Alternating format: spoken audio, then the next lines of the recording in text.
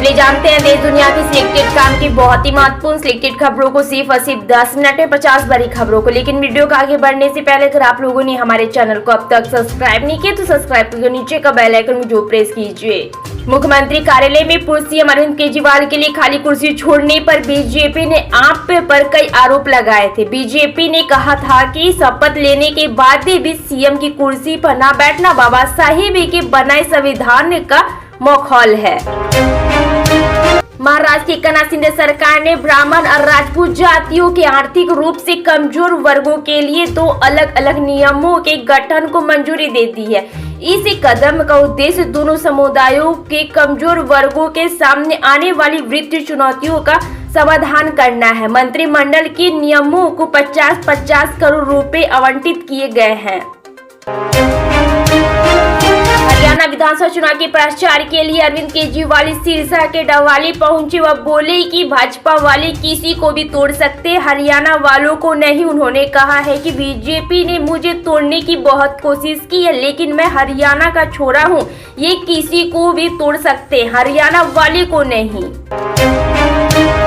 झारखंड में साल के अंत में होने वाले विधानसभा चुनावों से पहले सत्तारूढ़ हेमंत सोरेन सरकार भारतीय जनता पार्टी बीजेपी के चुनावी संकल्प रोटी बेटी और माटी पर घिर गई है। झारखंड में बांग्लादेशी घुसपैठियों के बढ़ते खतरे को देखते हुए भाजपा ने रोजगार, महिला सम्मान और जमीन बचाने का मंत्र परिवर्तन यात्रा में दिया।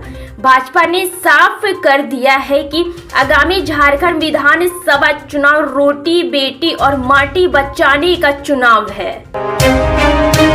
केंद्र और राज्य सरकार अक्सर सरकारी स्कूल में पढ़ने वाले छात्रों के लिए आए दिन नई नई योजनाएं चलाती है, जिसका लाभ हर छात्र को मिलता है। वहीं इस दौरान मध्य प्रदेश सरकार ने 6ठी और 9वीं के स्टूडेंट के लिए एक तोहफा दिया। सरकार ने छात्रों को 4.5 लाख फ्री साइकिल देने की योजना बनाई है। छत्तीसगढ़ की विष्णुदेव साय सरकार राज्य के विकास के लिए अलग अलग आयाम तलाश रही है। मुख्यमंत्री विष्णुदेव साय का कहना है कि किसी प्रदेश का विकास तभी हो सकता है जब वहां की महिलाएं हर काम में आत्मनिर्भर हो। केंद्र मंत्री और हिमाचल प्रदेश से सांसद अनुराग ठाकुर ने पलामू में भारतीय जनता पार्टी भाजपा पर परिवर्तन यात्रा को संबोधित किया। इस दौरान उन्होंने झारखंड की हेमंत सोरेन सरकार पर गंभीर आरोप लगाए। भारत अमेरिका के संयुक्त सहयोग से कोलकाता में सेमीकंडक्टर प्लांट स्थापित किए जाने की घोषणा के बाद पश्चिम बंगाल की मुख्यमंत्री ममता बनर्जी बेहद उत्साहित है। लोकसभा में विपक्ष के नेता राहुल गांधी ने संसद में जम्मू कश्मीर के लोगों की आवाज बढ़ने का वादा किया है और जम्मू कश्मीर का राज्य का दर्जा बहाल करने के लिए भारतीय जनता पार्टी बीजेपी शासित केंद्र पर दबाव बनाने की कांग्रेस की प्रतिबद्धता दोहराई।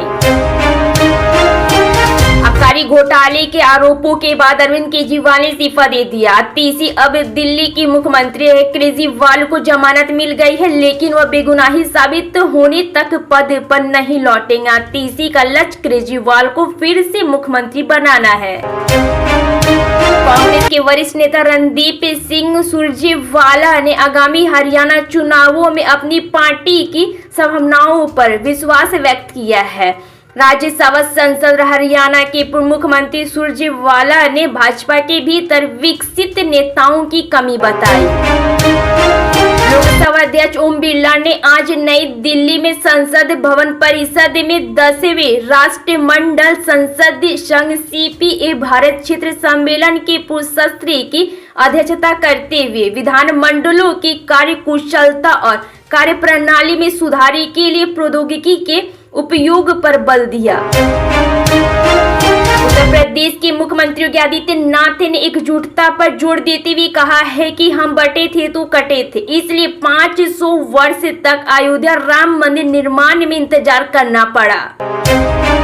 जम्मू कश्मीर में विधानसभा चुनाव के दूसरे चरण के मतदान से पहले जोरों पर प्रचार हो रहा है। लोकसभा में विपक्ष के नेता राहुल गांधी जम्मू कश्मीर के दौरे पर है। पुंछ में राहुल गांधी ने प्रधानमंत्री नरेंद्र मोदी पर जमकर निशाना साधा। झारखंड विधानसभा चुनाव को लेकर बीजेपी की तैयारियां जोरों पर है। सूत्रों के मुताबिक बीजेपी झारखंड में अपने दो घटक दलों आरजेडी और जेडीयू के साथ सीट शेयरिंग के फॉर्मूले पर काम कर रहे हैं। केंद्रीय मंत्री अमित शाह ने कांग्रेस पर तीखा हमला करते हुए उसे दलित विरोधी पार्टी करार दिया है और कहा है कि उसने कुमार सैलजा और अशोक तावर जैसे दलित नेताओं का अपमान किया है। हरियाणा के मुख्यमंत्री नैब सिंह सैनी ने पर्ची खर्ची के मुद्दे पर युवाओं को बड़ा संदेश देने की कोशिश की है। सीएम ने सोशल मीडिया पर पोस्ट करते हुए कहा है कि कांग्रेस आज घूस से घोटाला और नौकरी की नीलामी को एजेंडा बनाकर चल रही है।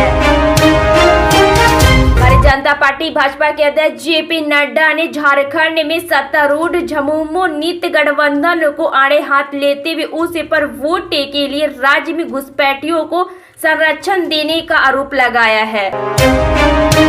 झारखंड विधानसभा चुनाव को लेकर बीजेपी की तैयारी जोरों पर है। सूत्रों के मुताबिक बीजेपी झारखंड में अपने दो घटक दलों आरजेडी और जेडीयू के साथ सीट शेयरिंग के फॉर्मूले पर काम कर रही है।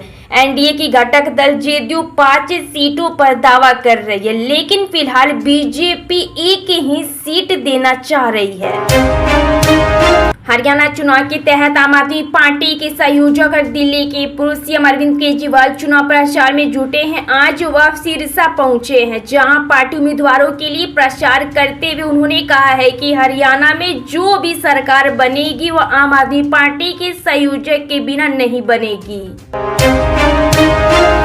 छत्तीसगढ़ के आदिवासी अंचलों में 6,500 से अधिक ग्रामों में लोगों के बेहतर जीवन स्तर के लिए प्रधानमंत्री जनजातीय उन्नत ग्राम अभियान के अंतर्गत गांवों में आदिवासी परिवारों के सामाजिक आर्थिक विकास के समेत सभी मूलभूत सुविधाएं उपलब्ध कराई जाएगी।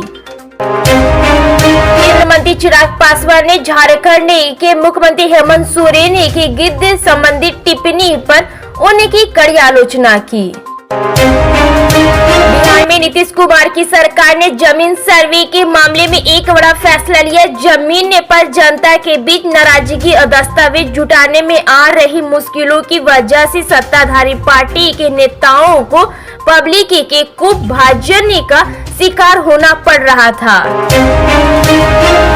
आबकारी घोटाले में आरोपों के बाद अरविंद केजरीवाल ने इस्तीफा दिया है। पीसी ने दिल्ली की मुख्यमंत्री के रूप में शपथ लिए। केजरीवाल को जमानत मिल गई, लेकिन बेगुनाही साबित होने तक पद पर नहीं लौटेंगे। आतिशी का लक्ष्य केजरीवाल को फिर से मुख्यमंत्री बनाना है। तिरुपति लड्डू में पशु वसा के इस्तेमाल के आरोपों से हड़कंप मच गया है। आंध्र प्रदेश के मुख्यमंत्री ने पिछली सरकार पर घटिया घी का उपयोग करने का आरोप लगाया है। मामले की जांच के लिए एसआईटी का गठन किया गया है और सुप्रीम कोर्ट में एसआईटी जांच की मांग वाली याचिका दायर की गई है। नर्मदापुरम जिले के सिवानी मालवा में भारतीय किसान यूनियन एक बड़ी ट्रैक्टर रैली निकालने जा रही है, जिसमें किसान नेता राकेश टिकैत प्रमुख रूप से उपलब्ध रहेंगे। इस रैली के माध्यम से सोयाबीन, धान और गेहूं के समर्थन में मूल्य बढ़ाने की मांग की जाएगी। हरियाणा की सभी 90 सीटों पर 5 अक्टूबर 2024 को चुनाव होने वाले हैं। चुनाव के मद्देनजर किसानों को लुभाने के लिए कई बड़ी घोषणाएं और वादे किए जा रहे हैं। नवनियुक्त मुख्यमंत्री आतिशी ने पदभार ग्रहण कर लिया है। उनके कार्यभार संभालने का सबसे आश्चर्यजनक पहलू यह रहा है कि उन्होंने बैठने के लिए नई कुर्सी चुनी। अरविंद केजरीवाल की कुर्सी पर नहीं बैठेंगी, उस कुर्सी को उन्होंने केजरीवाल के लिए ही खाली रखा है।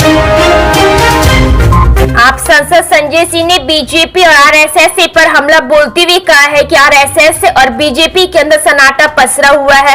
उन्होंने कहा, इसका मतलब यह है कि अरविंद केजरीवाल जी ने जो 5 सवाल पूछे थे उसमें सच्चाई है। केजरीवाल के सवालों पर जवाब मांगते हुए संजय सिंह ने कहा है कि केजरीवाल जी के सवालों का जवाब पूरा देश जानना चाहता है, लेकिन इस पर आरएसएस और बीजेपी ने खामोशी साधी हुई है। दिल्ली की मुख्यमंत्री आतिशी ने सीएम आवास में पदभार संभाल लिया। हालांकि इस दौरान भी वह केजरीवाल के लिए भक्त वाली भूमिका में नजर आई। उन्होंने सीएम ऑफिस में अरविंद केजरीवाल की कुर्सी के बगल में दूसरी कुर्सी लगाकर पदभार संभाला है। उनका कहना है कि वह तब तक अरविंद केजरीवाल की कुर्सी पर नहीं बैठेंगे जब तक दिल्ली की जनता उनकी ईमानदारी पर भरोसा नहीं जताती। पूंछ में कांग्रेस नेता लोकसभा में विपक्ष के नेता राहुल गांधी ने रैली की। इस दौरान राहुल गांधी ने भाजपा और आरएसएस पर हमला बोला है। राहुल गांधी ने कहा है कि भाजपा आरएसएस देश भर में नफरत और हिंसा फैला रहे हैं। वे केवल नफरत फैलाना जानते हैं और उनकी राजनीतिक नफरत की है। आप सभी जानते हैं कि नफरत को नफरत देकर खत्म नहीं किया जा सकता, बल्कि प्यार से नफरत किया जा सकता है। जनसुराज के सूत्रधार और चुनावी रणनीति का प्रशांत किशोर ने हाल ही में दिए कई बयानों में दावा किया है कि अगर उनकी जनसुराज पार्टी सरकार बनती है तो वो 1 घंटे में शराबबंदी कानून को प्रदेश से हटा देंगे। कांग्रेस के सांसद लोकसभा में विपक्ष के नेता राहुल गांधी ने जम्मू कश्मीर के सुरनकोट में एक चुनावी रैली के दौरान पीएम नरेंद्र मोदी पर जमकर हमला बोला। राहुल गांधी ने कहा है कि अब पहले वाले नरेंद्र मोदी अब आज नहीं बचे हैं। हम पार्लियामेंट में देखते हैं कि अब नरेंद्र मोदी का 56 इंच का सीना नहीं दिखता है। मुख्यमंत्री नीतीश कुमार बिहार के अल्पसंख्यक मतदाताओं को लगातार संदेश दे रहे हैं। पिछले 1 हफ्ते में नीतीश कुमार बिहार में 2 मजारों पर पहुंचे हैं और चादर पोशी की है। माना जा रहा है कि नीतीश अल्पसंख्यक समुदाय को संदेश देने की कोशिश कर रहे हैं कि भले ही वह बीजेपी के साथ हो, लेकिन उन्हें मजार और दरगाह पर जाने से किसी तरह परहेज नहीं है। हरियाणा विधानसभा चुनाव की वोटिंग में अब कुछ ही समय बाकी। पिछले 2 टर्न में राज्य की सत्ता पर काबिज बीजेपी ने हैट्रिक लगाने के लिए पूरी ताकत झोंक दी है, तो वही मुख्य विपक्षी दल कांग्रेस इस बार सत्ता में वापसी की उम्मीद कर रही है। महाराष्ट्र के अमरावती जिले में सुबह एक भीषण सड़क दुर्घटना हुई है, जिसमें यात्रियों से भरी एक प्राइवेट बस 30 फीट गहरी खाई में गिर गई। यह हादसा मेल घाट की घुमावदार सड़कों पर हुआ, जहां बस चालक ने नियंत्रण खो दिया और बस खाई में जा गिरी। मध्य प्रदेश में गरीब परिवार से संबंध रखने वाले बच्चे भी विदेश में पढ़ाई का सपना पूरा कर सकेंगे। इसके लिए उनके सामने आर्थिक परेशानी रुकावट नहीं बनेगी। हिमाचल प्रदेश से में मुख्यमंत्री सुखविंदर सिंह सुक्खू के नेतृत्व वाली सरकार ने doctor YS Parmar loan scheme का दायरा बढ़ा दिया है। पंजाब की भगवत मान सरकार द्वारा प्रदेश के लोगों के जीवन को बेहतर बनाने का काम लगातार जारी है। पंजाब की मान सरकार का कहना है कि किसी भी प्रदेश के विकास के लिए वहां के लोगों का स्वास्थ्य होना बहुत जरूरी, इसलिए राज्य सरकार की तरफ से पंजाब के लोगों को गुणवत्तापूर्ण स्वास्थ्य सुविधाएं देने के लिए प्रदेश में 30 नए आम आदमी क्लिनिक खोले जा रहे हैं। सोमवार को पंजाब के मुख्यमंत्री भगवत मान बठिंडा जिले के गांव चौकों से इन 30 आम आदमी पार्टी क्लिनिकों का उद्घाटन किया है। मध्य प्रदेश के मुख्यमंत्री मोहन यादव प्रदेश के औद्योगिक विकास की ओर तेजी से आगे बढ़ रहे हैं। इसके साथ ही वह राज्य को देश का आदर्श राज्य बनाने का भी काम कर रहे हैं। राजस्थान के पूर्व मंत्री और कांग्रेस की सीनियर नेता अशोक गहलोत ने हरियाणा विधानसभा चुनाव को लेकर बड़ा दावा कर दिया। उन्होंने कहा है कि हरियाणा में कांग्रेस एक तरफा जीत पाने वाली है। गौरतलब है कि कांग्रेस ने अशोक गहलोत को हरियाणा चुनाव का प्रभारी बनाया है, जिसके बाद वह लगातार चुनावी राज्य में सक्रिय दिख रहे हैं। उत्तर प्रदेश की योगी आदित्यनाथ सरकार चल अंचल संपत्ति का ब्यौरा नहीं देने वाले कर्मचारियों को बचाने वाले आहान वितरण अधिकारी यानी DDO का भी वेतन रोकने की तैयारी में है। मुख्य सचिव मनोज कुमार सिंह ने इस संबंध में सभी विभागों को निर्देश जारी कर दिया है।